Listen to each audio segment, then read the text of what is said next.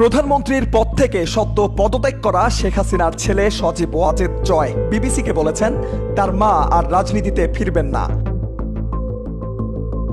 সজীব ওয়াজেদ জয় বলেছেন, শেখ হাসিনা এতটাই হতাশ যে তার কঠোর পরিশ্রমের পরও কিছু লোক তার বিরুদ্ধে দাঁড়িয়ে গেছেন।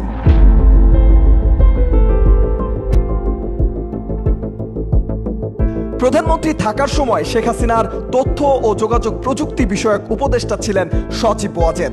তিনি বিবিসি ওয়ার্ল্ড সার্ভিসকে বলেছেন তার মা গতকাল থেকে পদত্যাগ করার কথা ভাবছিলেন। ক্ষমতা থাকাকালীন তার উন্নয়ন তুলে ধরে সজীব বলেছেন তিনি বাংলাদেশকে ঘুরিয়ে দিয়েছেন। যখন তিনি ক্ষমতা গ্রহণ করেন তখন এটি একটি ব্যর্থ রাষ্ট্র ছিল, দরিদ্র দেশ ছিল। তার শাসনামলে এটি এশিয়ার একটি উদীয়মান অর্থনীতির দেশ হিসেবে বিবেচিত হতো। তিনি খুব হতাশ।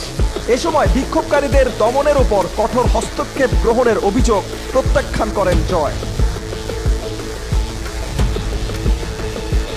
খন্দকার আসিফুজ্জামান, নিউজ ডেস্ক, বার্তা 24।